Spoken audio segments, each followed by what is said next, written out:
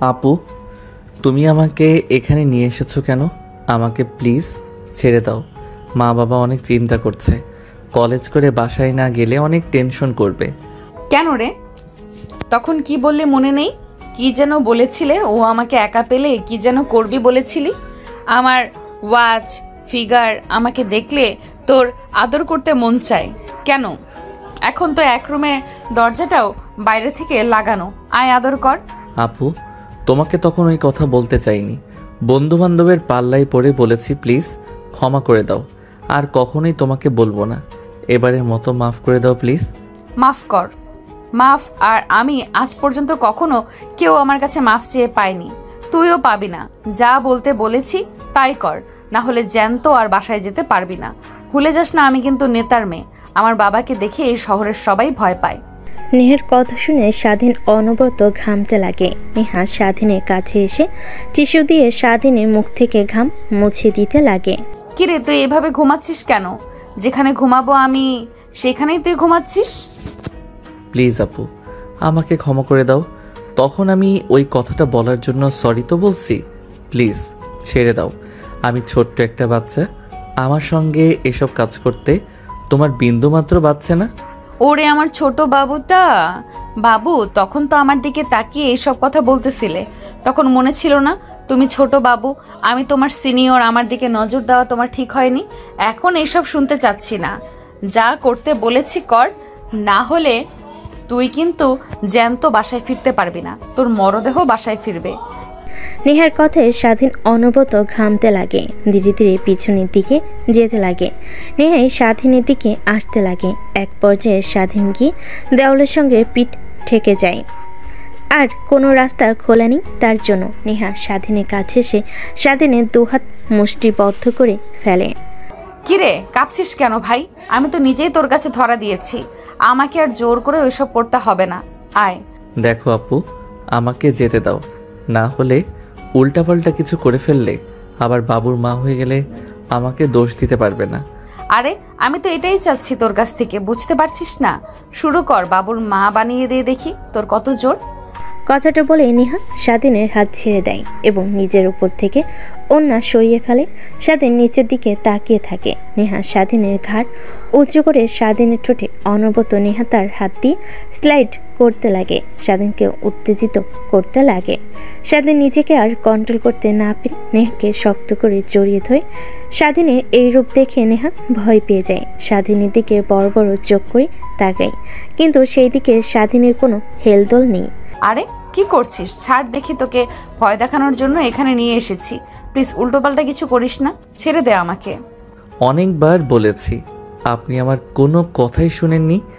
এখন আমাকে উত্তেজিত করে উল্টাপাল্টা কথা বলা হচ্ছে। ওয়েট, দেখাচ্ছি। তারপর স্বাধীন নেহাকে ছেড়ে দিতে নেহা দৌড় দিয়ে বের হতে যায় দরজা দিয়ে। স্বাধীন দৌড়ে দরজার কাছে গিয়ে ভেতর থেকে লাগিয়ে দেয়। তারপর নেহাকে পাজা করে তুলে খাটের উপর নিয়ে এসে ফেলে দেয়।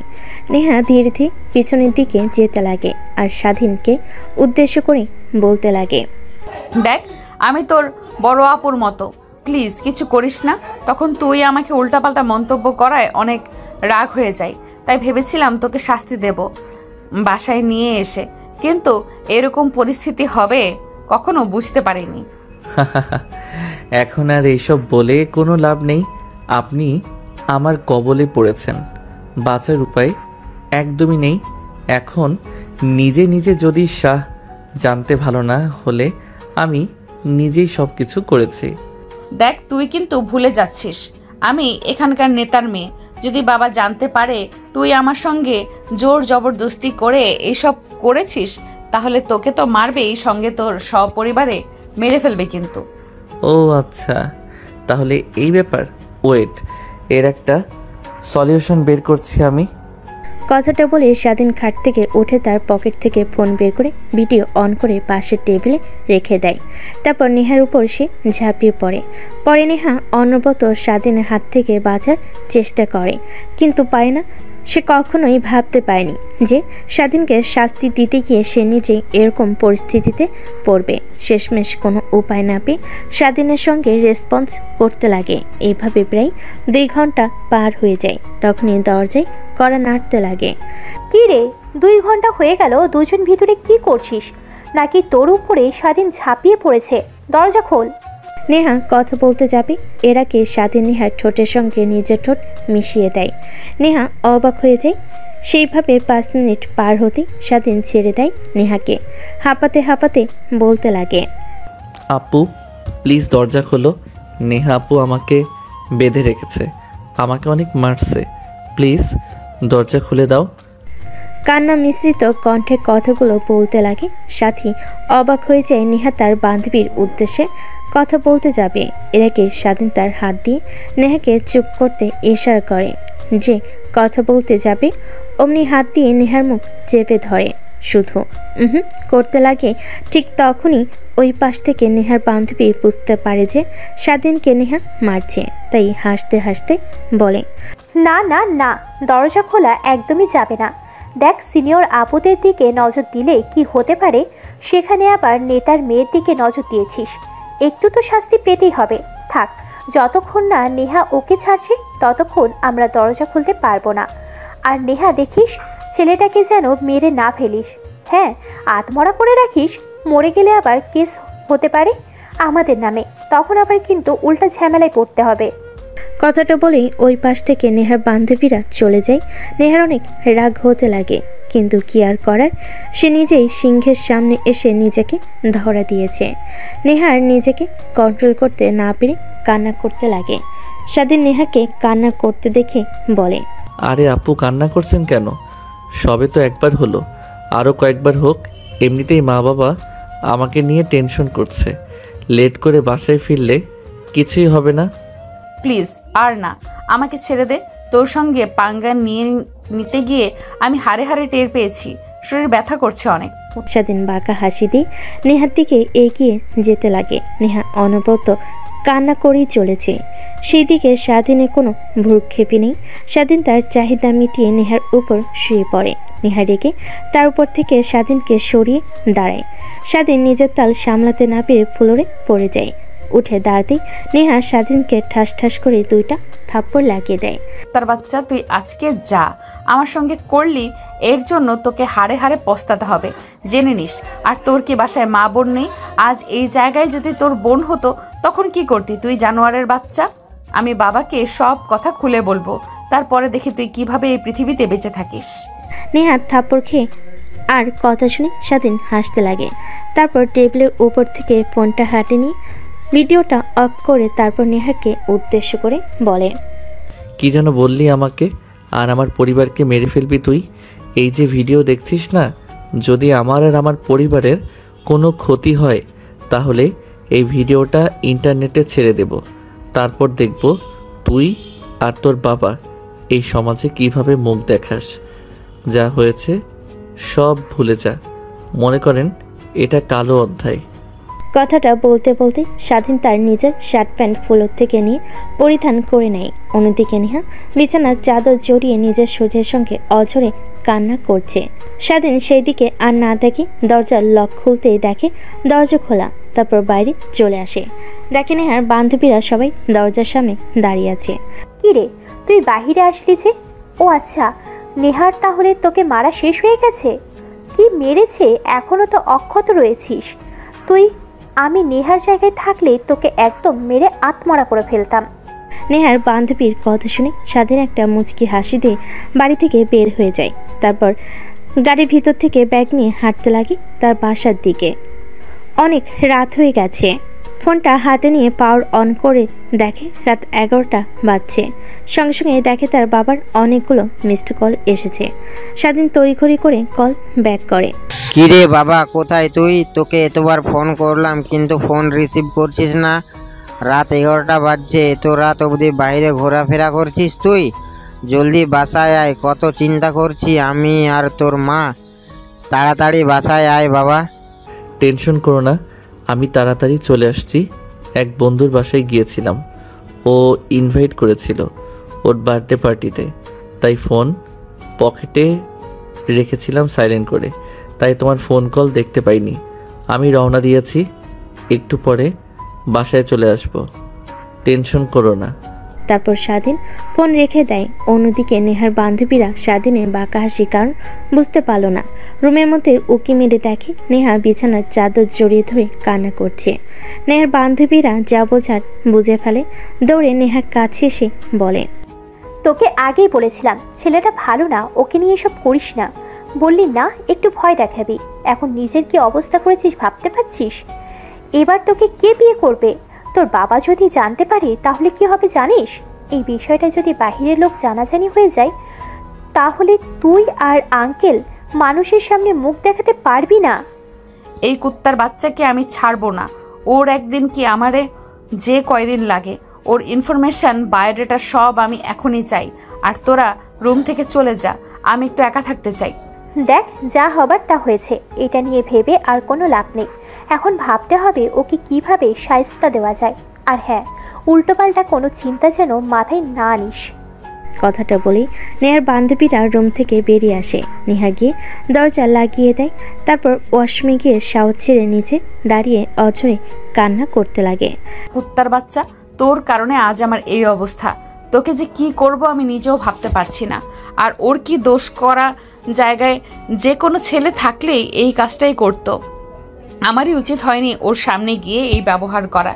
নেহা, তুই কিভাবে পারলি একটা ছেলের সামনে গিয়ে ওকে উত্তেজিত করে নিতে? এখন নিজে ওকে দোষারোপ করছিস। স্বাধীন যেখানে স্পর্শ করেছিল প্রত্যেকটা স্থানে সাবান দিয়ে শক্ত করে ডলতে লাগে আর কান্না করতে লাগে। নেহার কথাগুলো নিজেই নিজে ভাবছিল আর মাথায় আঘাত করছিল। দেখতে দেখতে ফ্রেশ হয়ে গোসল করে ওয়াশরুম থেকে বের হয়ে আসে। তারপর পোশাক পরিধান করে বাইরে আসে। দেখে তার বান্ধবীরা ল্যাপটপ অন করে কি যেন করছে। নেহা তাদের পাশে গিয়ে বসে, নিজেকে সামনে বলে, কিরে কি হয়েছে? সবাই হুমড়ি খেয়ে ল্যাপটপে কি দেখছিস এভাবে? স্বাধীনকে? ও তোর ধর্ষণকারীকে? মানে? কথাটা বলে নেহা তার বান্ধবীদেরকে সরিয়ে সোফায় বসে পড়ে। দেখে সবাই স্বাধীনের ফেসবুক আইডিতে ঢুকে ওর পিক দেখছে। নেহা স্বাধীনের পিকগুলো দেখে যথারীতি ক্রাশ খেতে লাগে একের পর এক।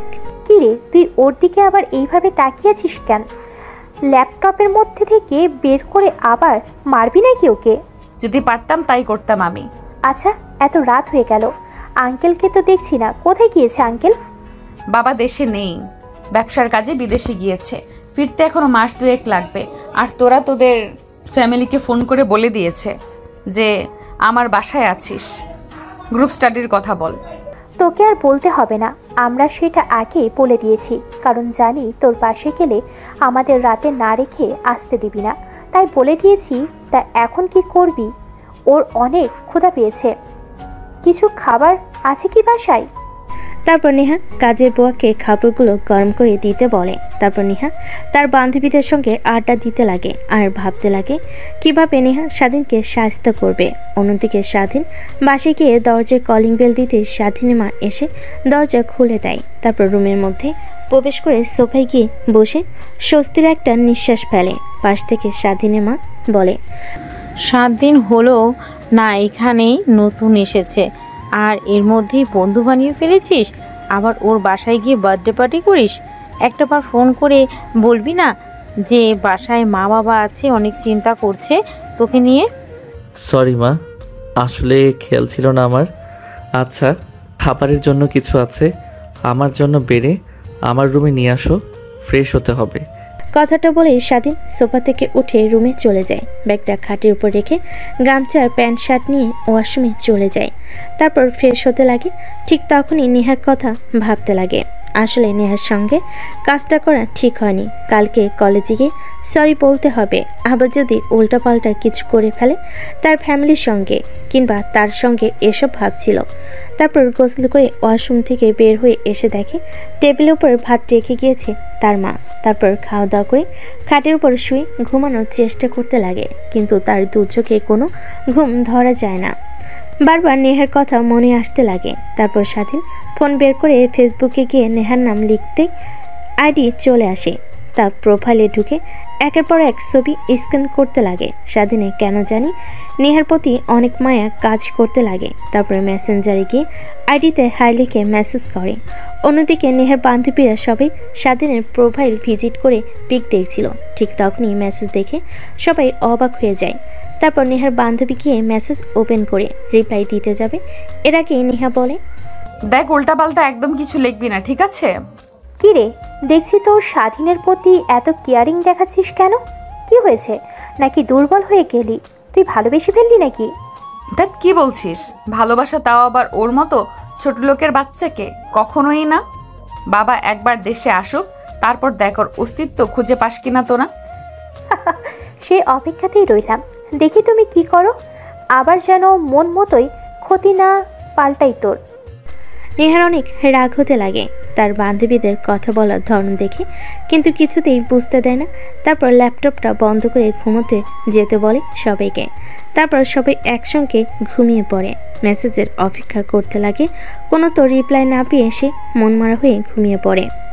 পরের দিন সকালবেলা স্বাধীন ঘুম থেকে উঠে ফ্রেশ হয়ে খাবার দাবার খেয়ে কলেজের উদ্দেশ্যে বেরিয়ে পড়ে। বাসার বাহিরে সে রিক্সার জন্য অপেক্ষা করতে লাগে, কিন্তু রিক্সা পায় না। ঠিক তখনই সামনে দিয়ে নেহা তার প্রাইভেট কার নিয়ে যাচ্ছিল।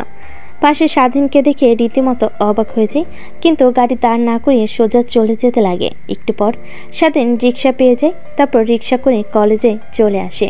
রিক্সার ভাড়া মিটিয়ে কলেজে প্রবেশ করতে দেখে নেহার বান্ধবীরা যেখানে বসে আড্ডা দিত সবাই ওইখানে বসে আছে। স্বাধীন যেতে নিলে তখনই পাশ থেকে একটা ছেলে বলতে লাগে, ওই এদিকে আয়, শোন। স্বাধীন বাধ্য ছেলের মতো ছেলেটার কাছে গিয়ে দাঁড়ায়। তারপর ছেলেটা স্বাধীনকে পর্যবেক্ষণ করে বলে, এই কলেজে কি নতুন? তোকে তো এর আগে কখনো দেখিনি। হ্যাঁ ভাই, নতুন বাবা। এই শহরে নতুন পোস্টিং হয়ে এসেছে। সেই সুবাদে আজ আগের এই শহরে ছিলাম। সেই শহর থেকে আমরা সপরিবারে চলে এসেছি। তারপরে এই কলেজে ভর্তি হয়েছি। ও আচ্ছা, তা ভালো। কিন্তু একটা কথা মাথায় রাখবি, আমরা এই কলেজের বড় ভাই। যখন আমাদের সামনে দিয়ে যাবি মাথা নিচু করে আর সালাম দিয়ে যাবি, ঠিক আছে? হ্যাঁ, বুঝতে পারছি। তাহলে এখন একটা কাজ কর, ওই যে দেখছিস মেয়েগুলো, ওর মধ্যে যে একটা মেয়ে টি শার্ট পরে আছে, শার্টের বোতাম খোলা, ওই মেয়ের কাছে গিয়ে তুই প্রপোজ করবি আর বলবি তোমার সঙ্গে রুম ডেট করতে চাই। ছেলেটার দেখানো ইশারা অনুযায়ী স্বাধীন সেই দিকে যেতে লাগে। দেখেন নেহার পাশে বেশ কিছু মেয়ে বসে থেকে আড্ডা দিচ্ছেন।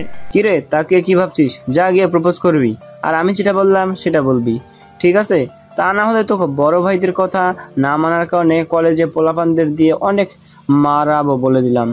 স্বাধীন বুঝতে পারে ভাইদের কথা না শুনলে তাকে অনেক মার খেতে হবে, তাই ছেলেটার দেখানো মেয়েদের অনুযায়ী স্বাধীন এগিয়ে যায়। তারপর সেখানে থাকা মেয়েটার কাছে গিয়ে হাঁটু গেয়ে হাতে একটা ফুল নিয়ে মেয়েটার দিকে তাকিয়ে ছেলেটার বলা কথাগুলো বলতে লাগে। সেখানে প্রত্যেকটা মেয়ে অনেক রেগে যায়। নেহার বান্ধবীরা কথাটা শুনে অনেক অবাক হয়। তারপর মেয়েটা স্বাধীনের গলা চেপে ধরে ঠাস ঠাস করে থাপ্পড় মেরে বলতে লাগে, ফকিন্নির বাচ্চা, তুই আমাকে চিনিস? আমি কে? তোর সাহস কি করে হয় আমাকে এই সকল কথাবার্তা বলতে? কি বলি? আমার সঙ্গে রুম ডেট করবি? ফকিন্নির বাচ্চা, সাহস কত? তুই আর জানিস আমি কে?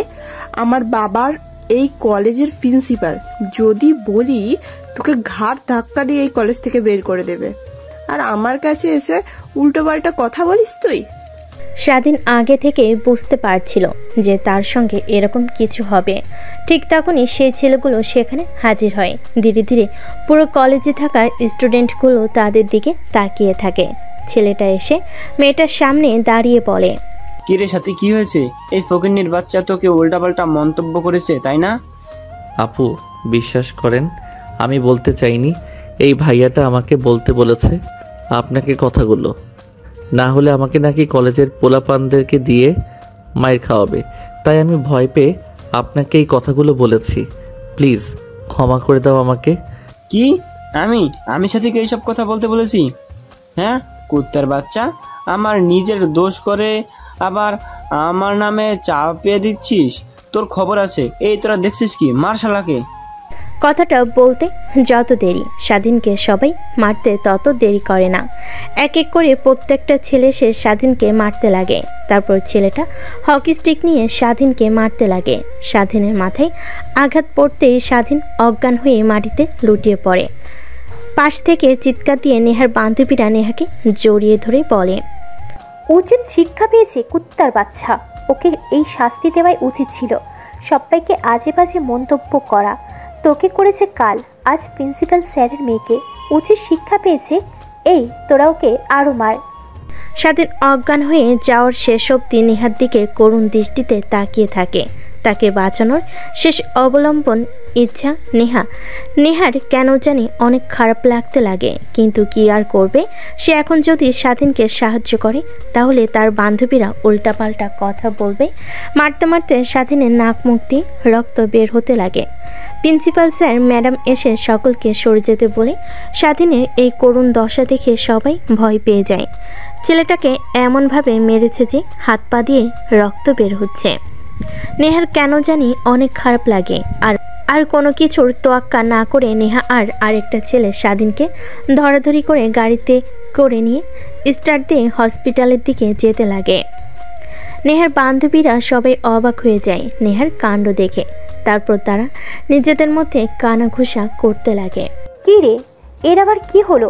স্বাধীনকে দেখে এরকম রিয়াক্ট করলো কেন? আরও শাস্তি পেয়েছে, ওর তো খুশি হওয়ার কথা। উল্টো নেহা ওকে নিয়ে হসপিটালে গেল।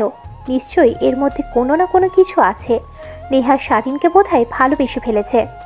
অন্যদিকে নেহার বান্ধবীকে নিয়ে হসপিটালে চলে আসে ডাক্তার। স্বাধীনের করুণ দশা দেখে আইসিইউতে ভর্তি করে পাশে থাকা ছেলেটা বলতে লাগে, আপু ওরে হাল হলো কি করে, আর এইভাবে মারলো কে? তারপর নেহা সব কথা খুলে বলে। পাশে থাকা স্বাধীনের বন্ধু মাথায় হাত দিয়ে চেয়ারে বসে পড়ে। নেহাও বসে পড়ে। তারপর স্বাধীনের বন্ধু নেহাকে বলতে লাগে, আপু বিশ্বাস করবেন কিনা তা জানি না, আমি স্বাধীনের সঙ্গে সে ছোট্টবেলা থেকে বন্ধুত্ব, কখনো কোনো মেয়ের দিকে বাজে দৃষ্টিতে তাকাই নাই, সবসময় প্রত্যেকটা মেয়েকে সম্মান করেছে। আমি শিওর দিয়ে বলতে পারবো যে স্বাধীন কারোর চাপে পড়ে এই কথাটা বলেছে। ও ওই রকম ছেলেই না যে সকলের সামনে গিয়ে প্রপোজ করবে, তাও আবার বাজে কথা বলে। তারপর নেহা স্বাধীনের বন্ধুর সঙ্গে টুকটাক কথা বলছিল। ঠিক তখনই সেখানে আবির্ভাব ঘটে ডাক্তারের। কিছু ফর্মালিটি পূরণ করতে বলে, কিন্তু এখানে স্বাধীনে কেউ নেই। তাই নেহা বউ পরিচয় দিয়ে ফর্মালিটিগুলো পূরণ করে। পাশে থাকা স্বাধীনের বন্ধু অবাক হয়ে যায়। তারপর স্বাধীনের অপারেশন স্টার্ট হয়। প্রায় 1 ঘন্টা পর ডাক্তার বের হয়ে আসে। স্বাধীনের বন্ধু এগিয়ে গিয়ে বলে, আঙ্কেল এখন কেমন অবস্থা আমার বন্ধুর? হ্যাঁ এখন বিপদমুক্ত, কিন্তু ছেলেটাকে কে বা কারা এভাবে মেরেছে, আর একটু মারলেই তো একদম মরে যেত। মাথার অনেকটা জায়গা কেটে গেছে, হাত পা কেটে রক্ত বের হচ্ছে। রক্ত দরকার হবে, এই পজিটিভ। আমাদের ব্লাড ব্যাংকে রক্ত নেই, তুমি রক্ত জোগাড় করো। কথাটা বলার জন্যই আমি বের হয়ে এসেছি, ইমিডিয়েটলি দরকার। কিন্তু আঙ্কেল। স্বাধীনের বন্ধুর সম্পূর্ণ কথা না শুনে ডাক্তার চলে যায়। গোমরা মুখ নিয়ে নেহার কাছে আসতেই নেহা বলে, কি ব্যাপার, কি হয়েছে? স্বাধীনের এইভাবে গোমরা মুখ করে আছো, ডাক্তার কি বললো তোমাকে? আপুর রক্ত দরকার, এ পজিটিভ গ্রুপের, কিন্তু আমার তো বি পজিটিভ রক্ত, বা কারোর দেওয়া সেটাও জানে না, আর ব্লাড ব্যাংকের রক্ত নেই। ও আচ্ছা এই ব্যাপার, আমার এ পজিটিভ রক্ত আমি দিব। তারপর নেহা স্বাধীনকে রক্ত দিতে চলে যায়। ডাক্তার টেস্ট করে নেহার শরীর থেকে 2 ব্যাগ রক্ত নিয়ে নেয়। তারপর নেহা স্বাধীনের বন্ধুকে বাই জানিয়ে হসপিটাল থেকে চলে যায় সোজা কলেজে। নেহার বান্ধবীরা নেহাকে দেখে দৌড়ে এগিয়ে এসে বলে, কিরে তুই কলেজে এসেছিস ভেবেছিলাম, তো আবার হারিয়ে গেছিস বুঝি? ওকে নিয়ে বুঝলাম না, ওকে মেরেছে তোর খুশি হওয়ার কথা, তোর সঙ্গে ওই অনেক বাজে কাজ করেছে, আর তুই ওকে নিয়ে হাসপাতালে ভর্তি করতে চলে গেলি? হ্যাঁ, ছেলেটা আমার সঙ্গে অনেক বাজে কাজ করেছে, এটাই ঠিক, কিন্তু আমি তো আমার চোখের সামনে এই ছেলেটাকে তরপাতে মরে যাবে এটা দেখতে পারবো না। ওই জায়গাতে যদি স্বাধীন না হয়ে অন্য কোনো ছেলে থাকতো তাহলে আমি একই কাজ করতাম। কথাটা বলে নেহা ডলতে লাগে, তারপর অজ্ঞান হয়ে মাটিতে পড়ে যাবে। এর আগে নেহার বান্ধবীরা ধরে ফেলল, তারপর কলেজের হসপিটালে নিয়ে যায়। ডাক্তার নেহাকে দেখে বলে, মেয়েটার শরীর অনেক দুর্বল, তারপর আবার রক্ত দিয়েছে, এই কারণে অজ্ঞান হয়ে গিয়েছে। তোমরা একটা কাজ করো, ওকে বাসায় নিয়ে গিয়ে ভালো খাবার খাওয়ালে আগের মতো হয়ে যাবে, টেনশন করো না। ডাক্তার কিছু ওষুধ লিখে দেয়, তারপর নেহার বান্ধবীরা নেহাকে নিয়ে বাসায় চলে আসে। এভাবে কেটে যায় বেশ কিছুদিন। 1 মাস পর স্বাধীন অনেকটা সুস্থ হয়ে যায়। স্বাধীনের বাবা মা তাকে আর এই কলেজে লেখাপড়া করাবে না এইটা বলে স্বাধীন না করে দেয়। সে ওই কলেজে ছাড়াও অন্য কোনো কলেজে পড়বে না। এই কয়েকদিন নেহা স্বাধীনকে একটু দেখার চেষ্টা করে না, অনেক জানতে ইচ্ছে করে স্বাধীনের পরিস্থিতির কথা। স্বাধীনের বন্ধুকেও কলেজে আসতে দেখে না নেহা। কলেজ শেষ হলে বাসায় চলে যায় নেহা। তারপর দেখতে দেখতে রাত হয়ে যায়। নেহার অনেক মনে পড়তে লাগে স্বাধীনের কথা, কেন যেন অনেক মায়া কাজ করে স্বাধীনের প্রতি। তারপর নেহার মনে পড়ে যায় স্বাধীনের দেওয়া মেসেজের কথা। তারপর মেসেঞ্জারে গিয়ে স্বাধীনকে গিয়ে মেসেজ দেয়। অন্যদিকে স্বাধীন ফেসবুক স্ক্রলিং করছিল। হঠাৎ নেহার মেসেজ দেখে অবাক হয়ে যায়, সিন করে রিপ্লাই দেয়। একটু পর নেহা ফোন করে। স্বাধীন রিসিভ করে কাঁপা কাঁপা গলে বলে, হ্যালো, আসসালামু আলাইকুম। ওয়ালাইকুম আসসালাম। তা তোর এখন অবস্থা এখন কেমন? আলহামদুলিল্লাহ অনেক ভালো। মেরে ফেলতে তো চেয়েছিলেন, কিন্তু দেখেন মরে যায়নি। অনেক সুন্দর চাল চেলেছিলেন, কিন্তু কেউ বুঝতেই পারিনি আপনি কাজ করেছেন। টেনশন করেন না, আপনার ভিডিও কখনোই আমি ইন্টারনেটে দেব না। শুধুমাত্র আপনাকে ভয় দেখানোর জন্য কথাটা বলেছি। আমাকে মেরে ফেলেন, সমস্যা নেই, কিন্তু প্লিজ আমার পরিবারের এখনও ক্ষতি করেন না। কি বলছিস তুই? আমি চাল চেলেছি মানে? বিশ্বাস কর, তোকে মারার পিছে আমার কোনো হাতই নেই, বিশ্বাস কর। আমার বিষয়ে আপনার কি আসে যায়? আপনি যদি বলেন আমি আর ওই কলেজে যাব না, অবশ্য মা বাবা আর ওই কলেজে পড়াবে না বলেছে আমাকে। এখনও যদি আপনার রাগ না কমে তাহলে আমাকে বলেন, আমি যাব। আপনি যত খুশি আমাকে মারবেন, আমি কিছুই বলবো না কাউকে। দেখ, তোকে মারের পিছে আমার কোনো হাত নেই তোকে বলছি, তারপরও বিশ্বাস করছিস না কেন? ভয় পেয়ে না, আমি তখন আসলে ভিডিও করিনি, এমনিতেই ফোন ওইখানে রেখে গিয়েছিলাম। বাদ দিন, আল্লাহ হাফেজ, ভালো থাকবেন। ফোনের ওই পাশ থেকে নেহা অনবরত হ্যালো হ্যালো বলে চলেছে, কিন্তু স্বাধীন ফোন রেখে দেয়। তারপর নেহার অ্যাকাউন্টটা ব্লক করে দেয়। এইভাবে চলে যায় বেশ কিছুদিন। স্বাধীন অন্য আরেকটি কলেজে ভর্তি হয়েছে। নেহা ক্লাস করছিল, ঠিক তখনই জানালার বাইরে দিয়ে তাকিয়ে দেখে স্বাধীনের বন্ধু। নেহা ক্লাস থেকে বের হয়ে স্বাধীনের বন্ধুর কাছে গিয়ে দাঁড়ায়। হাঁপাতে হাঁপাতে বলতে লাগে, কিরে স্বাধীনের কি হয়েছে? কলেজে দেখছি না ওকে, প্রায় 2 মাস হলো।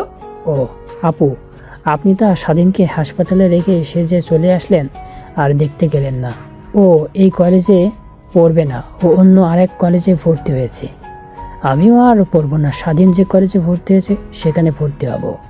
এই কলেজ থেকে টিসি নেওয়ার জন্য এসেছিলাম। আমি যাচ্ছি, আল্লাহ হাফেজ আপু।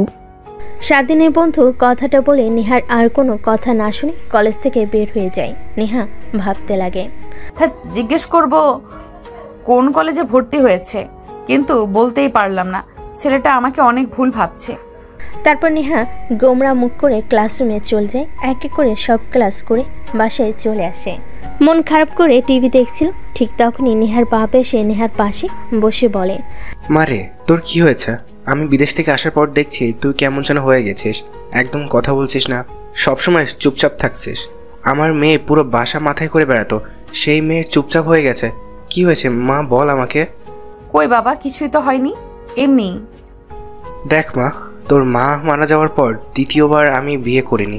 সৎ মায়ের সাথে তোর সঙ্গে কেমন আচরণ করবে এর জন্য। আর তুই এমন মনমর হয়ে বসে থাকলে বল আমার কি ভালো লাগে?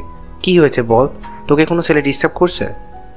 না বাবা, তোমাকে এই শহরের সবাই চেনে, আর তোমার মেয়েকে ডিস্টার্ব করবে এমন সাহস কারো আছে নাকি? এমনিতেই ভালো লাগছে না আমার, তাই বসে আছি, এর থেকে বেশি কিছু না। চলো খাবার খেয়ে নেই, অনেক রাত হয়ে গেছে, তোমার জন্য অপেক্ষা করছিলাম। কই মা, সবে তো মাত্র 9টা বাজে, একটু পর খাবার খাই। আগে না তুই আর আমি রাতভর বসে মুভি দেখতাম, কিন্তু এখন এরকম হয়ে গেছিস কেন? কি হয়েছে বল প্লিজ। আমার কোন আচরণে কষ্ট পেয়েছিস তুই, নাকি টাকা লাগবে বল? না বাবা, কেন জানি এমনিতেই ভালো লাগছে না কিছুতেই, তাই চলো খাবার খেয়ে নেই। তারপর নেহার জোড়াজুড়িতে নেহার বাবা চলে যায় খাবার টেবিলে। তারপর খাওয়া দাওয়া শেষ করে নেহা প্লেটে হাত ধুয়ে চলে যায় নিজের রুমে। নেহার বাবার অনেক খারাপ লাগে, তার মেয়ে হাসি খুশি সবসময় থাকতো, এমন মনমরা হয়ে গেছে কি জন্য। তাই নেহার বাবা তার এক বডিগার্ডকে ডাক দিয়ে নেহার সম্পর্কে সব খুঁটিনাটি বের করতে বলে, কেন এমন মনমরা হয়ে রয়েছে। অন্যদিকে স্বাধীন নতুন কলেজে গিয়ে অনেক বন্ধু বান্ধবী হয়, তার সকলের সঙ্গে আনন্দে আনন্দে ক্লাস করতে লাগে। আগের মতো দুষ্টামি করে না, মনোযোগ দিয়ে ক্লাস করে।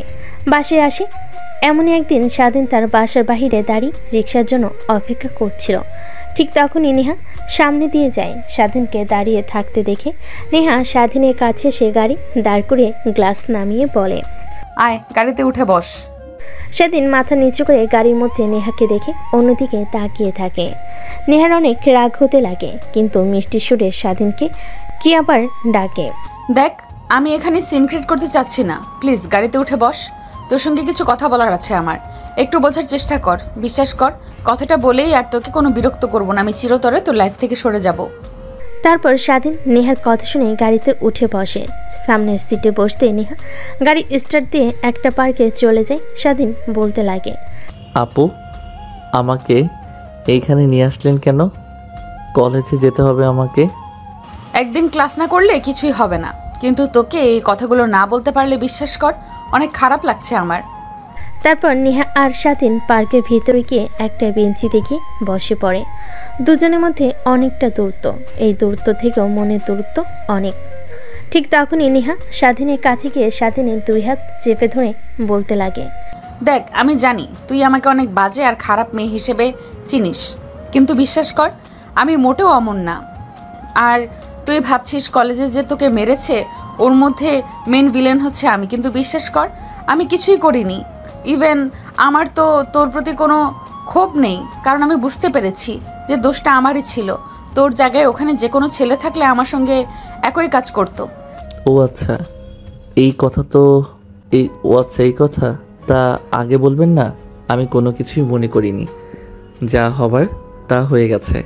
আর একটা কথা, প্লিজ আমাকে ক্ষমা করে দিন ওই দিনের জন্য, আসলে নিজের ছিলাম না, আপনার সঙ্গে হুট করে ওইসব হয়ে গিয়েছে, ক্ষমা করে দিয়েন। আর হ্যাঁ, যদি পারেন তো অবশ্যই এইসব পোশাক না পরে বাঙালি মেয়েদের মতো 3 পিস আর পায়জামা পরবেন, এতে আপনাকে অনেক ভালো লাগবে।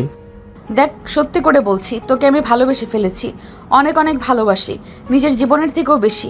তুই যদি কিভাবে আর কেন তোকে ভালোবেসে ফেলেছি সেটা আমি নিজেও জানি না। নেহার কথা শুনে স্বাধীন হাসতে লাগে। নেহা স্বাধীনের হাসির দিকে অপলক দৃষ্টিতে তাকিয়ে থাকে। একটু পর স্বাধীন হাসি থামিয়ে দিয়ে বলে, ও রিয়েলি? কোটিপতি বাবার একমাত্র মেয়ে, নেতার একমাত্র মেয়ে আমার প্রেমে পড়েছেন, এটা আবার নতুন প্ল্যান বুঝি আমাকে মারার জন্য? আর মারতে হবে না, হ্যাঁ আমি ভুল করেছি, আপনার কাছ থেকে ক্ষমা চাচ্ছি। তা যদি না মানেন আমাকে যদি বলেন পুরো বাজারের সামনে আপনার পা জড়িয়ে ধরে মাপ চাইতে, সেটাও পারবো, কিন্তু এই আজে বাজে কথা বলবেন না আর আমাকে। নেহার কেন জানি অনেক রাগ হতে লাগে, রেখে স্বাধীনকে শক্ত করে জড়িয়ে ধরে। স্বাধীন অবাক হয়ে যায়, নিমিষে যেন পুতুলের রূপান্তর হয়। স্বাধীন নেহাকে ধাক্কা দিয়ে সরিয়ে দিয়ে বলে, ধ্যাত বাজে একটা মেয়ে, আপনার মতো মেয়েকে কখনোই ভালোবাসা যায় না, নিজে ঠিক নেই, বাবার ঠিক নেই। স্বাধীনের বলা কথাগুলো শুনে নেহার অনেক রাগ উঠে যায়। নিজের রাগকে আর কন্ট্রোল করতে না পেরে স্বাধীনের গালে ঠাস ঠাস করে থাপ্পড় লাগিয়ে দিয়ে নিজের চোখগুলো হাত দিয়ে মুছে বলে, আমারই ভুল হয়েছে, তোর মতো একটা ছেলেকে ভালোবেসেছি যে কিনা মেয়ে দেখলেই হুমড়ি খেয়ে পড়ে, দেহের লালসা, আর আমাকে তুই বলছিস আমি বাজে মেয়ে? দেখ ভালো হয়ে যা, চাই না তোর কারণে আর কোনো মেয়ের জীবনটা নষ্ট হোক। কথাটা বলে নেহা চলে আসতে যাবে, ঠিক তখনই মাথা ঘুরে পড়ে যেতে লাগে। স্বাধীন গিয়ে ধরে ফেলে। নেহা স্বাধীনকে ধাক্কা দিয়ে দূরে সরিয়ে দিয়ে বলে, একদম তুই আমাকে টাচ করবি না, আমি বাজে মেয়ে তাই না?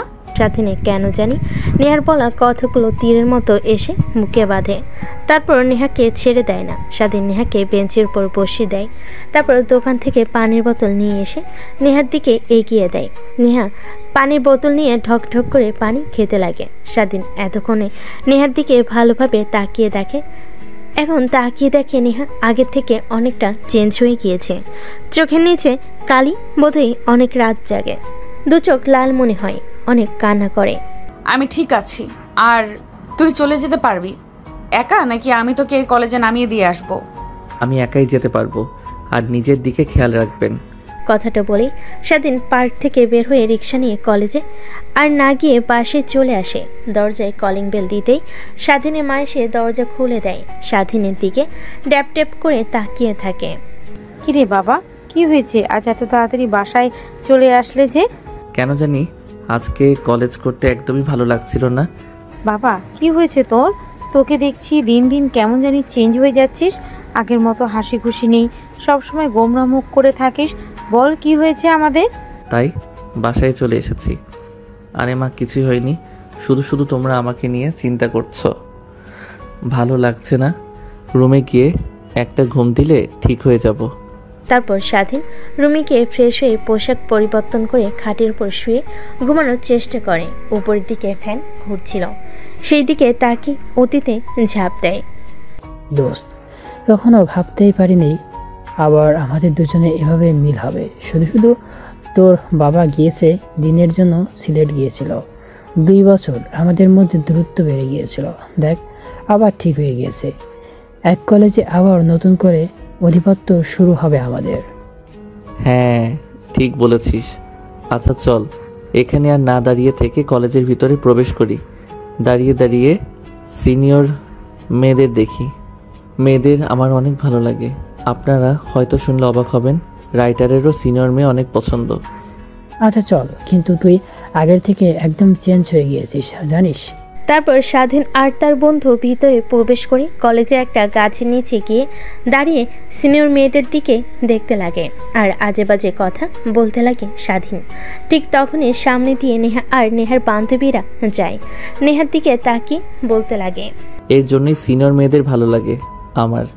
দেখ কি ফিগার, একদম হট।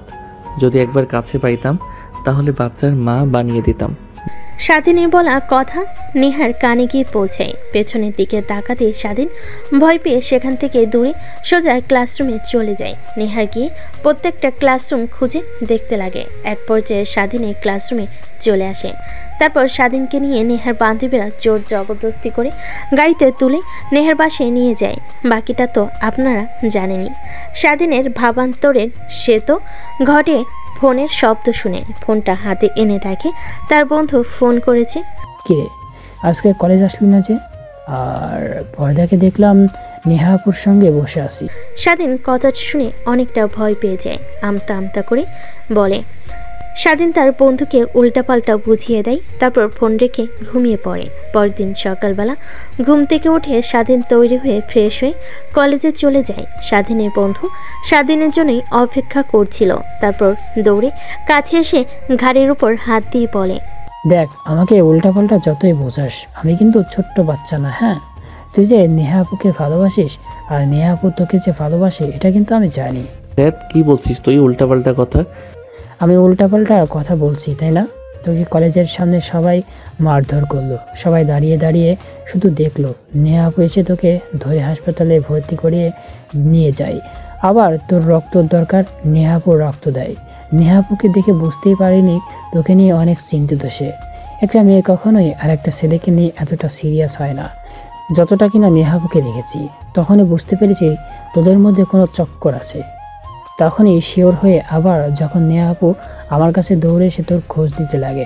আচ্ছা, তোদের মধ্যে কি কিছু হয়েছে? তোর এই অভ্যাসটা যাবে না একদমই। বেশি বেশি বোঝার আরে কিছু নেই। উনি আমার সিনিয়র। আসলে আসলে আসলে আসলে আর বলতে হবে না। ঠিক তখনই ক্লাসের স্যার চলে আসে। তারপর স্বাধীন আর তার বন্ধু মনোযোগ দিয়ে ক্লাস করতে লাগে। স্বাধীন আনমনে ভাবতে লাগে, তাহলে নেহা যা বলেছে ঠিকই বলেছে। আসলে ওই কথাগুলো আমাকে ইচ্ছে করে মেরেছে, তার ওর মধ্যে কোনো হাত নেই।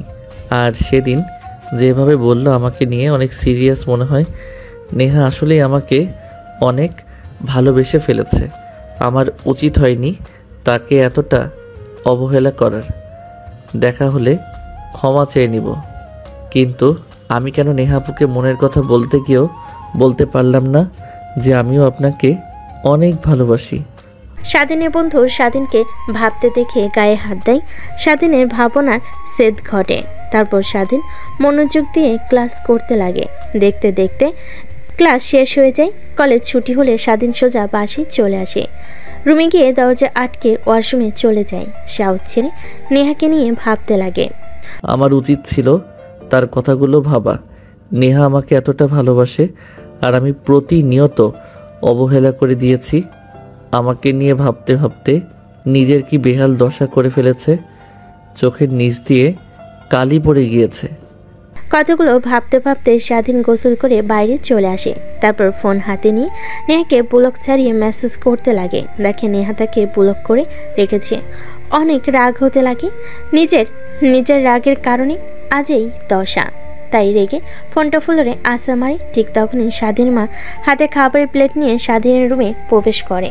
ফোন আসা দিতে দেখে স্বাধীন মা স্বাধীনের পাশে বসে মাথায় হাত বুলিয়ে দিতে দিতে বলে, দেখ বাবা, জানি না তোর কি হয়েছে, কিন্তু একটা কথা মনে রাখবি যে কখনো হাল ছাড়বি না, আর কখনো এমন কিছু করবি না যার জন্য সারা জীবন পস্তাতে হয়। কথাটা বলে স্বাধীনের মা রুম থেকে চলে যায়। স্বাধীন খাবার খেয়ে হাত ধুয়ে খাটের উপর শুয়ে থেকে ঘুমানোর চেষ্টা করে। অন্যদিকে নেহা তার বাবার সঙ্গে খাবার টেবিলে বসে খাবার খাচ্ছিল। ঠিক তখনই বমি বমি ফিল হয়। দৌড়ে খাবার টেবিল থেকে উঠে বেসিনে চলে যায়। তারপর বমি করতে লাগে। নেহার বাবা মেয়ের এই হাল দেখে দৌড়ে নেহার কাছে আসে। তারপর মাথায় হাত বুলিয়ে দিয়ে বলতে লাগে, মা তোর কি হয়েছে, হঠাৎ এভাবে বমি করছিস? বাবা জানি না, কিন্তু বেশ কিছুদিন হলো খাবারের পর অনেক বমি হয়। আমার মাথা ঘুরে পড়ে যেতে নেই, সব সময় চোখ আধার দেয়, কিছুই বুঝতে পারছি না বাবা। কথাটা বলেই নেহা অজ্ঞান হয়ে পড়ে যেতে নেই। এখানে তার বাবা ধরে ফেলে। বাসার কাজের লোকরা এসে নেহাকে ধরাধরি করে তার রুমে নিয়ে যায়। নেহার বাবা চিন্তা করতে লাগে মেয়ের এই বেহাল দশা দেখে। তারপর তার ডাক্তার বন্ধুকে ফোন করে বাসায় আসার জন্য বলে। একটু পর ডাক্তার বাসায় চলে আসে। নেহাকে ভালোভাবে পর্যবেক্ষণ করে অনেক চিন্তিত হয়ে রুম থেকে বের হয়ে আসে। নেহার বাবা ডাক্তারকে চিন্তিত দেখে বলতে লাগে, কি রে, কি হয়েছে? সবকিছু ঠিক আছে তো? আমার মেয়ে সুস্থ আছে তো? হ্যাঁ ঠিক আছে, কিন্তু নেহা মামনিকে দেখে যতটুকু বুঝতে পারলাম নেহা মামনি প্রেগনেন্ট, আর এর কারণেই খাবার খাওয়ার পর বমি করছে। আর প্রেগন্যান্সি অবস্থায় চিন্তা করলে এরকম হাল হয়। মাঝে মাঝে অজ্ঞান হয়ে পড়া, চোখ আধার দেওয়া চিন্তা করিস না। আর মেয়েকে কখন বিয়ে দিলি কিছুই তো জানতে পারলাম না। কি বলছিস তুই? তোর কিছু একটা ভুল হচ্ছে। নেহার তো বিয়েই হয়নি, তাহলে পেটে বাচ্চা কি করে আসবে? নেহার বাবার কথা শুনে ডাক্তার ভুরকুচকে নেহার বাবার দিকে তাকিয়ে বলে, দেখ, আজ পর্যন্ত আমার রিপোর্ট কখনো ভুল হয়নি। আর নেহা মামনিকে দেখে আমি এটাই বুঝতে পারছি আজকালকার মেয়েদের যে কি হয়। আর কালকে তুই একবার হসপিটালে নিয়ে আসিস, আমি ভালোভাবে পরীক্ষা করে দেখতে চাই। কথাটা বলেই ডাক্তার চলে যায়। নেহার বাবা চিন্তিত হয়ে সোফায় গিয়ে বসে পড়ে। কি বলল ডাক্তার? নেহা প্রেগনেন্ট মানে? এসব ভাবতে লাগে আর অনেক রাগ হতে লাগে। যদি বাইরে সবাই জানতে পারে নেহা প্রেগনেন্ট, তাহলে লোক সমাজে আর মুখ দেখাতে পারবে না। এসবই ভাবতে লাগে। নেহার জ্ঞান ফিরে আসার অপেক্ষা করতে লাগে। ঠিক তখনই নেহার বাবার মনে পড়ে নেহার বান্ধবীদের কথা। নেহার সত্যি কথা না বললেও নেহার বান্ধবীরা তাকে ঠিক সত্য কথা বলবে। তাই পকেট থেকে ফোন বের করে নেহার বান্ধবীকে ফোন করে বাসায় আসতে বলে। একটু পরে নেহার সকল বান্ধবীরা বাসে আসে। বসার রুম দিয়ে নেহার রুমের দিকে যাচ্ছিল। ঠিক তখনই নেহার বাবা ডাক দেয়। সবাই গিয়ে বসে পড়ে। তারপর নেহার বাবা বলতে লাগে, দেখো মা, তোমরা আমার মেয়ের মতোই। প্লিজ তোমরা আমার কাছে কেউ মিথ্যা কথা বলবে না। না আঙ্কেল, বলুন নির্দ্বিধায়, আপনাকে যা সত্যি তাই বলবো। নেহার বাবা স্বস্তির একটা নিঃশ্বাস ফেলে গম্ভীর কণ্ঠে বলতে লাগে, নেহা প্রেগনেন্ট। কি? নেহা প্রেগনেন্ট মানে? হ্যাঁ, নেহা প্রেগনেন্ট। আজ খাবার টেবিলে আমার সঙ্গে বসে খাবার খাচ্ছিল। ঠিক তখনই দৌড়ে খাবার টেবিল থেকে উঠে বেসরে গিয়ে বমি করতে লাগে। আমার সঙ্গে কথা বলতে বলতে অজ্ঞান হয়ে পড়ে। তারপর বাসার কাছে লোকদের নিয়ে রুমে নিয়ে যাই ডাক্তারকে ফোন করে আসার জন্য বলি। ডাক্তার ভালোভাবে দেখে বলে নেহা প্রেগনেন্ট। প্লিজ মা, তোমরা আমার কাছ থেকে কিছু লুকিও না, যা সত্যি তা বলো নির্দ্বিধায়। তারপর নেহার বান্ধবীরা নেহার বাবাকে শুরু থেকে শেষ পর্যন্ত বলে যে কিভাবে নেহা প্রেগনেন্ট হলো। নেহার বাবা কথাগুলো শুনে অনেক রাগ হতে লাগে, রেগে বলতে লাগে, ওই ছোট লোকের বাচ্চার খবর আছে। আমার মেয়ের দিকে তাকানো ওই কুত্তার বাচ্চার আর ওর পরিবারকে একদম ধুলোয় মিশিয়ে দিব আমি। প্লিজ আঙ্কেল, উত্তেজিত হবেন না। দেখুন, ওইখানে স্বাধীনের কোনো দোষ নেই, সব দোষ নেহার। নেহা জোর করে কলেজ থেকে স্বাধীনকে উঠিয়ে বাড়িতে নিয়ে আসে, তারপর ভয় দেখাতে লাগে। কিন্তু স্বাধীনকে ভয় দেখাতে গিয়ে নিজেই এই অবস্থা হবে নেহা কখনো ভাবতেও পারেনি। নেহার বাবাকে নেহার বান্ধবীরা ভালোভাবে বোঝাতে লাগে। নেহার বাবা বুঝতে পারে যে স্বাধীন ছেলেটার কোনো দোষ নেই, সব দোষ নেহার। তাই নেহার বান্ধবীদেরকে প্রশ্ন করে, আচ্ছা তুমি কি ওই ছেলেটার বাসার অ্যাড্রেস জানো? না আঙ্কেল, জানি না। প্লাস বেশ কিছুদিন ধরে স্বাধীনকে কলেজে দেখতে পাচ্ছি না। কলেজে মারামারি হয়েছিল, সকল ছেলেদের স্বাধীনকে অনেক মেরে এরপর থেকে কলেজে আসে না। হয়তোবা অন্য কোনো কলেজে ভর্তি হয়েছে কিংবা শহর ছেড়ে চলে গিয়েছে, দেখছি না। শুধু এইটুকুই জানি, নাম স্বাধীন। এইটুকু হলেই চলবে। আর তোমরা কেউ জানো নেহাকে বলো না যে ও প্রেগনেন্ট। ফিরলে ওর সঙ্গে সবাই হাসি মুখে কথা বলবে, ওকে যেন কিছু বুঝতে দিও না। ঠিক আছে আঙ্কেল। তারপর নেহার বাবা সেখান থেকে বের হয়ে যায়। বডিগার্ডকে সারাদিনে ইনফরমেশন বের করতে বলেন। কোন দিক দিয়ে নেহার বান্ধবীরা সবাই নেহার রুমে চলে যায়। দেখে নেহা খাটের উপর শুয়ে আছে। রুমের মধ্যে কারোর উপস্থিতিতে টের পেয়ে নেহা তাকায়, দেখে তার বান্ধবীরা। তারপর আদর্শ হয়ে নেহা তার বান্ধবীদের সঙ্গে কথা বলতে লাগে। কে তোরা? তাও আবার সবাই একসাথে? আরে না, কিছুই হয়নি। আঙ্কেল ফোন করেছিল, বলল তুই অজ্ঞান হয়ে গেছিস হঠাৎ করে, তাই এসেছি তোকে দেখার জন্য। তা কি হয়েছে তোর?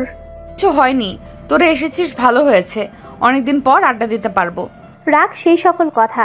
আঙ্কেল বলল তুই ঠিক মতো খাওয়া দাওয়া করিস না, সবসময় চিন্তিত হয়ে থাকিস, আগের মতো চঞ্চল নোস। কি হয়েছে তোর, আমাদেরকে খুলে বল। তাহলে শোন, আমি স্বাধীনকে অনেক ভালোবেসে ফেলেছি। স্বাধীনকে বোঝাতে পারছি যে কতটা ভালোবাসি।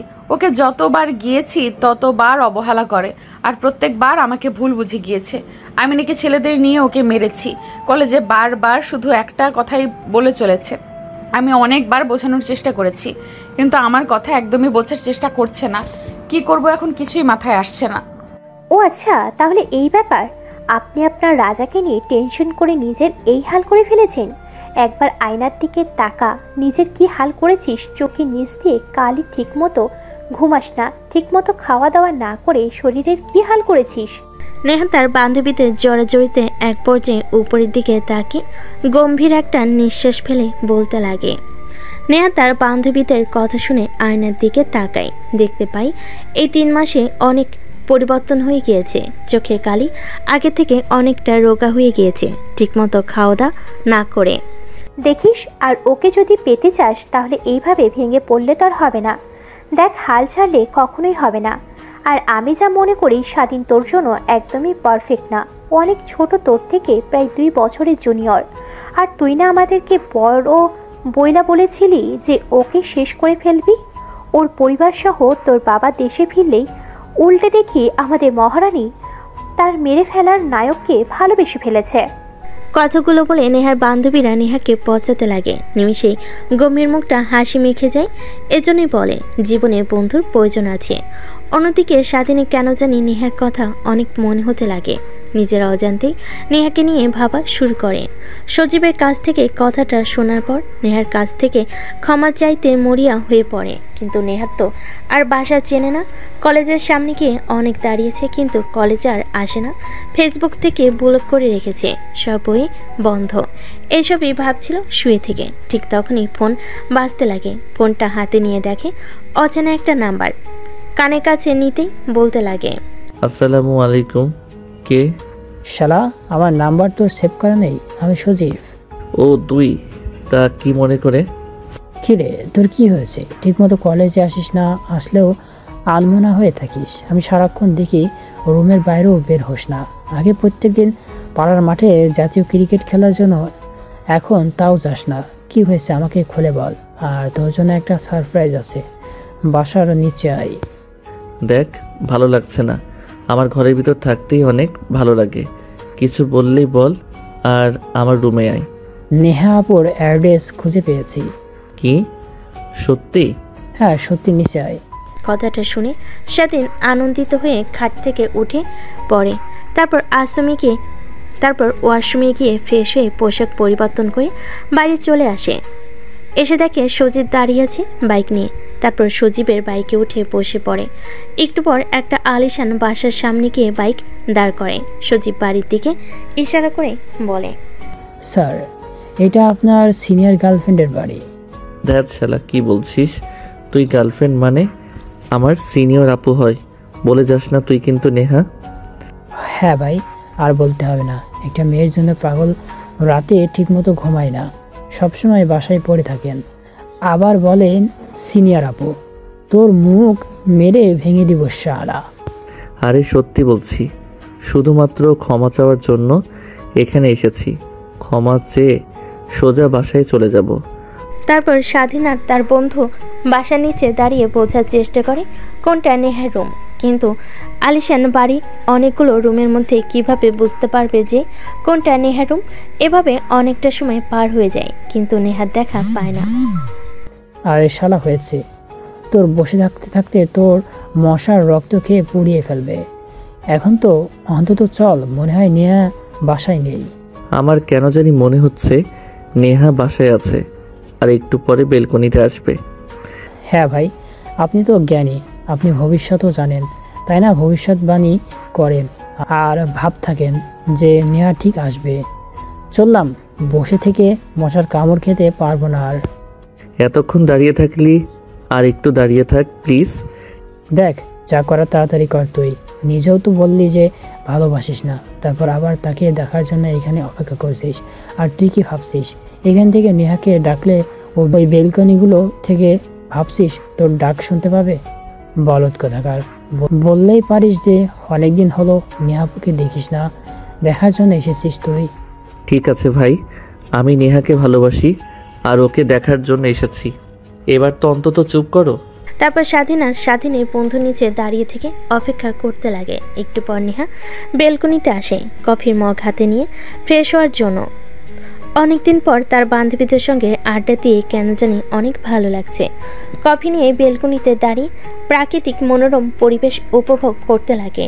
অন্যদিকে স্বাধীন নেহাকে বেলকনিতে আসতে দেখে তার মুখের আচমকায় হাসি রেখা টানে। সে ভালো করে জানে এখান থেকে নেহাকে ডাকলে কখনো শুনতে পারবে না, তারপর বৃথা ডাকতে লাগে। আরে ভাই, মারবি নাকি তুই?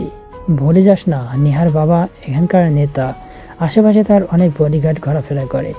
যদি কেউ দেখতে পাই যে এখানে দাঁড়িয়ে থেকে নেহা নেহা বলে রাখছিস, তোকে তো মারবে, সঙ্গে আমাকেও মেরে ফেলবে। ভাই এবার অন্তত চুপ কর। তারপর স্বাধীন চুপ হয়ে যায়। নেহা যতক্ষণ বেলকনিতে দাঁড়িয়েছিল ততক্ষণ মন ভরে দেখে নেয়। চলে যেতে গাড়ি করে স্বাধীন বাসায় চলে আসে। রাতে নেহাকে নিয়ে অনেক কল্পনা করতে লাগে যে সে নেহাকে ভালোবেসে ফেলেছে। যেভাবেই হোক সরি বলে নেহাকে আপন করে নিতে হবে। ভাবতে ভাবতে স্বাধীন ঘুমিয়ে পড়ে। অন্যদিকে নেহার বাবা স্বাধীনের সম্পর্কে সব কিছু পেয়ে যায়। পরদিন সকাল হতে স্বাধীন যখন কলেজে চলে যায়, নেহার বাবা স্বাধীনদের বাসে আসে। তারপর স্বাধীনের বাবা মার সঙ্গে কথা বলতে লাগে। স্বাধীনের মা বাবা ছেলের এরকম কাণ্ড দেখে অবাক হয়ে যায়। তারা নিজেরাই বিশ্বাস করতে পারে না, কিন্তু এত বড় একটা নেতা প্লাস বিজনেসম্যান তাদের বাসে এসে কথাটা বলেছে, অবশ্যই সত্যি হবে। আর তারপর তারা নিজেদের মধ্যে আরও কিছু কথা বলে একটা সিদ্ধান্ত নেয়। এভাবে পেরিয়ে যায় দিনটা। রাতের বেলা নেহা খাবার টেবিলে বসে ফ্রুটস খাচ্ছিল। ঠিক তখনই পাশ থেকে নেহার বাবা বলতে লাগে, মারে আমি তোর বিয়ে ঠিক করেছি আমার বন্ধুর ছেলের সঙ্গে। কথা দিয়ে এসেছি আমি, আগামী শুক্রবার তোর বিয়ে। হাতে মাত্র 2টা দিন, আর বিয়েটা পারিবারিকভাবে হবে। আর তোর বান্ধবীদেরকে আসতে বলিস। নেহা তার বাবার কথা শুনে অবাক হয়ে যায়। কি বলছে তার বাবা? হাত থেকে কাটা ফল পড়ে যায়। ড্যাব ড্যাব করে নেহা তার বাবার দিকে তাকিয়ে থাকে। বাবা কি বলছো তুমি? তোমার মাথা ঠিক আছে? আমি তাও আবার বিয়ে করব? অসম্ভব, এখন পারবো না। আমি কথা দিয়ে এসেছি, আর তুই ভালো করে জানিস আমি কখনোই আমার কথা নড়চড় করি না, এখনো করব না। কিন্তু বাবা, আমি লেখাপড়া করছি, এই সময়ে বিয়ে, আর আমি অনেক বড় হওয়ার ইচ্ছে আছে বাবা, তুমি আমাকে বিয়ে দিও না। আর দেখ, তোর কাছ থেকে কোনো কথা শুনতে চাচ্ছি না আমি। আমার বন্ধুদেরকে কথা দিয়ে এসেছি, আর ওরা বিয়ের সব কাজ শুরু করেছে। তুই যদি বিয়ে না করিস তাহলে তুই আমার মরা মুখ দেখবি, এই কথাটাই বলে দিলাম। কথাটা বলেই নেহার বাবা খাবার টেবিল থেকে উঠে চলে যায়। নেহা অঝরে কান্না করতে থাকে। বারবার স্বাধীনের কথা কেন জানি মনে হতে লাগে। ঘরে গিয়ে দরজা আটকে দিয়ে কান্না করতে লাগে। অন্যদিকে স্বাধীনের বাবা মার সঙ্গে বসে খাবার খাচ্ছিল। এমন সময় স্বাধীনের বাবা বলতে লাগে, বাবা, আমি আর তোর মা একটা ডিসিশন নিয়েছি, ঠিক করেছি। তুই বাসায় থাকিস না, ঠিক মতো বাসায় আসলে রুমে থাকিস। সারাক্ষণ তোর মা একা, আমি অফিসে চলে যাই। তাই আমি আর তোর মা সিদ্ধান্ত নিয়েছি তোকে বিয়ে দেব আমার এক বন্ধুর মেয়ের সঙ্গে। আর কোথাও দিয়ে এসেছি, আগামী শুক্রবার তোর বিয়ে। বাবা কি বলছো তুমি? মাথা ঠিক আছে? সবে মাত্র কলেজে উঠেছি আমি, আর আমার বিয়ে দেবে মানে? আর কে আমার মতো একটা ছেলেকে তার মেয়ের হাত তুলে দেবে? আর আমি বিয়ে করতে পারবো না, তোমাকে সাফ বলে দিলাম। আমি দেখ, কথা দিয়ে এসেছি আমি আমার বন্ধুকে। আমি আমার এক কথা একদম নড়চড় করতে পারবো না। বাকিটা তোর ইচ্ছা। তুই যদি বিয়ে না করিস তাহলে আমার আর তোর মায়ের মরা মুখ দেখবি, এই বলে দিলাম। কথাটা বলে স্বাধীনের মা আর বাবা চলে যায় খাবার টেবিল থেকে। স্বাধীনে অনেক খারাপ লাগতে লাগে। তার মা বাবার উপরে খাবার না খেয়ে হাত ধুয়ে রুমে চলে আসে। ভাবতে লাগে নেহার কথা। কি করবে সে? তার বাবা মাকে কি বলে নেহার কথা যদি বলে, তারা তো আর মেনে নিতে পারবে না। আর নেহার বাবা কি কখনো মানতে পারবে? আমি সামান্য একটা ছেলে, আর তারা কোটিপতি। আর নেহাকে গিয়ে এখন কথাটা বলে নেহা যদি না মেনে নেয়, তখন কি হবে? নাকি বাবা মার কথাই রাখবে? এইসবই ভাবতে লাগে স্বাধীন। দোটানার মধ্যে পড়ে যায়। কি করবে কিছুই বুঝতে পারে না। পরদিন সকালবেলা নেহা ঘুম থেকে উঠে কেন জানি নেহার মনে হয় যে তার মধ্যে আরও একটি প্রাণ জন্ম নিচ্ছে। তারপরে একটা কাজের মেয়েকে ডাক দিয়ে নিয়ে আসে নেহা।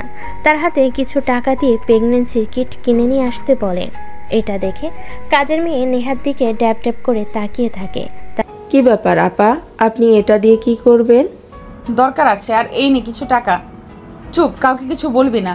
আর যদি কাউকে কিছু বলিস তাহলে তোকে এই বাড়ি থেকে বের করে দেবো কাছ থেকে। ঠিক আছে আপামনি, কাউকে বলবো না। তারপর কাজের মেয়েটা বাড়ি থেকে বের হয়ে যায়। ফার্মেসি থেকে প্রেগনেন্সি কিট কিনে নিয়ে আসে। তারপর নেহা প্রেগনেন্সি টেস্ট করতে অবাক হয়ে যায়। ফ্লোরে বসে অযোধ্যারে কান্না করতে লাগে। এখন কি হবে? বাবাকে গিয়ে কথাটা বললে বাবা তো আমাকে মেরে ফেলবে। কি করবে এখন? কথাটা ভাবতেছিল আর কান্না করতেছিল। নেহার বাবা খাবার টেবিলে এসে নেহাকে দেখতে পান না। তারপর কাজের মেয়েকে ডাক দিয়ে বলে, নিহামা কি এখনো ঘুম থেকে ওঠেনি? এত বেলা হয়ে গেছে, যা তো ওকে ডেকে নিয়ে আয়। স্যার, নেহা আপামনি তো অনেক সকালেই উঠেছে, দরজা লাগিয়ে রেখেছে। অনেক ডাকাডাকি করছি কিন্তু খুলছে না। কি, দরজা খুলছে না? আর তুই আমাকে এখন বলছিস? কথাটা বলে নেহার বাবা দৌড়ে নেহার রুমের সামনে চলে যায়। তারপর দরজায় নক করতে লাগে, কিন্তু দরজা খুলে না। নেহার বাবা অনেক ডাকাডাকি করতে লাগে। নেহা নিজেকে সামলে নেয়। ওয়াশরুম গিয়ে মুখ ধুয়ে দরজা খুলে দেয়। নেহার বাবা রুমে প্রবেশ করে নেহাকে জড়িয়ে ধরে কান্না করতে লাগে। মারে প্লিজ, আমাকে তুই ভুল বুঝিস না। আমি যা করছি তোর ভালোর জন্যই করছি। বাবা, তোমাকে একটা কথা বলার আছে আমার। হ্যাঁ মা, বল। তারপর নেহার বাবা সোফায় বসে পড়ে। নেহা তার বাবার পায়ের কাছে বসে পা জড়িয়ে ধরে কান্না করতে করতে বলে, বাবা, একজনকে আমি অনেক ভালোবাসি, আর তুমি হয়তো জানলে অবাক হবে যে তার সন্তান আমার পেটে। কথাটা বলে নেহা চুপ হয়ে যায়, কারণ সে জানে তার বাবা এখন তাকে অনেক বকাবকি করবে। কিন্তু তার বাবার কোনো রেসপন্স না দেখে মুখ তুলে তাকায়। বাবা, আমি তাকে ছাড়া বাঁচবো না। প্লিজ তুমি তোমার বন্ধুর সঙ্গে বিয়ে দিও না আমাকে। নেহার কথা শুনে নেহার বাবা হা হা করে হাসতে লাগে। নেহা তার বাবার হাসি দেখে অবাক হয়ে যায়। কি ব্যাপার, তুমি হাসছো কেন বাবা? আচ্ছা, ছেলেটার নাম কি স্বাধীন? হ্যাঁ, বাট তুমি জানো কি করে? আজ পর্যন্ত তুই আমার কাছ থেকে যা চেয়েছিস তাই পেয়েছিস। কখনো তোর হাসি মাখা মুখ দেখার জন্য অনেক কিছু করেছি। তুই গোমরা মুখ হয়ে বসে থাকিস, ঠিকমতো খাওয়া দাওয়া করিস না, আর ভেবেছিস আমি ঠিক থাকবো। তোর এই গোমরা মুখ চিন্তিত মুখ দেখে থাকার পেছনের সব কারণ খুঁজে বের করেছি। আর পাগলি মেয়ে একটা, আমি তো স্বাধীনের সঙ্গে বিয়ে ঠিক করেছি। কিন্তু তুমি যে বললে তোমার বন্ধুর ছেলে। আরে ওটা তো তোকে এমনি বলেছি। নেহা তার বাবার মুখ থেকে এরকম কথা শুনে অবাক হয়ে যায়। নিমেষে হাসি রেখা তার মুখে টেনে নেহা তার বাবাকে শক্ত করে জড়িয়ে ধরে, অন্যদিকে স্বাধীন তার বাবা মাকে অনেক করে বোঝানোর চেষ্টা করে, কিন্তু পায় না। নেহাকে নিয়েও ভাবতে লাগে, বুঝতে পারে নেহা তার কপালে নেই, তাই সে বিয়েতে রাজি হয়ে যায়। দেখতে দেখতে বিয়ে হয়ে যায়। বাসর ঘরে দরজার সামনে স্বাধীন অপেক্ষা করতে লাগে। পিছন থেকে স্বাধীনের বন্ধু এসে স্বাধীনকে ধাক্কা দিয়ে রুমের মধ্যে ঢুকিয়ে দিয়ে দরজা আটকে দিয়ে বাইরে থেকে বলে, শালা, ভাবিকে দেখে একদম অবাক হয়ে যাবি। আর সকালের আগে দরজা খুলছে না, যতই চিৎকার করিস না কেন তুই। কথাটা বলে স্বাধীনের বন্ধু চলে যায়। স্বাধীন গুটিসুটি পায়ে সামনের দিকে এগিয়ে যেতে লাগে। নেহা এসে স্বাধীনের পাশ হয়ে সালাম করে। স্বাধীন নেহার কাছ থেকে অনেকখানি দূরে দাঁড়িয়ে বলতে লাগে, দেখুন, এই বিয়েতে আমার কোনো মত নেই। মা বাবা আমাকে জোর করে বিয়ে দিয়েছে আপনার সঙ্গে। প্লিজ আমার কাছ থেকে কখনো স্বামীর অধিকার আশা করবেন না। আর হ্যাঁ, আমি অন্য আরেকজনকে ভালোবাসি। কথাটা শুনে নেহা রেগে যায়। ঘুমটা সরিয়ে স্বাধীনের দিকে তাকায়। স্বাধীন মাথা উঁচু করে নেহাকে দেখতে পেয়ে অনেকটা অবাক হয়ে যায়। নেহা দৌড়ে স্বাধীনের কাছে আসে, কলার চেপে ধরে বলতে লাগে, কুত্তার বাচ্চা, আর কয়টা মেয়ের জীবন নিয়ে খেলা করবি তুই? হ্যাঁ নেহা আপু, তুমি? হ্যাঁ আমি। আর কাকে ভেবেছিলি তুই? তুই ভেবেছিস কি আমাকে ছেড়ে অন্য কাউকে বিয়ে করবি আর আমি তাকিয়ে তাকিয়ে দেখবো? আপু প্লিজ, কলার ছাড়ো। বিবাহিত স্বামীর কলার কেউ এভাবে ধরে নাকি? স্বাধীনকে আর কোনো কথা বলতে না দিয়ে নেহা স্বাধীনের ঠোঁটের সঙ্গে নিজের ঠোঁট মিশিয়ে নেয়। প্রায় 5 মিনিট পর স্বাধীনকে ছেড়ে দেয়। স্বাধীন অবাক হয়ে যায়। আপু, আমার মতো বাচ্চা ছেলের সঙ্গে তুমি এই কাজটা করতে ঠিক পারলে? স্বাধীনের কাছ থেকে আপু ডাক শুনে নেহা স্বাধীনের গালে ঠাস ঠাস করে থাপ্পড় লাগিয়ে দেয়। স্বাধীন ভাইবা চাকা খেয়ে দুগাল চেপে ধরে বলে, আপু কাকে বলছিস? হ্যাঁ আপু না, বউ বলে ডাকবি, না হলে আর কিছুদিন পর বাবুর বাবা হবি। এখনো ছোট বাচ্চা আছিস তুই। কি? হ্যাঁ, ওই দিন যে তুই আমার সঙ্গে ওটা করেছিলি, এরপর আমার পেটে বাচ্চা চলে আসে। কি বলো তুমি? এটা যদি আমার মা বাবা জানতে পারে তাহলে আমাকে তো শেষ করে ফেলবে। সবাই জানে। এইবার আয়, কতদিন ধরে তোকে মন ভরে দেখি না। কথাটা বলে নেহা স্বাধীনকে শক্ত করে জড়িয়ে ধরে, তারপর খাটের উপর ফেলে দেয়। দুজনেই হারিয়ে যেতে লাগে এক ভালোবাসার অতল গভীরে। ওইদিকে আমাদের আর না গেলেও চলবে। যদি যেতে চান তাহলে বিয়ে করুন।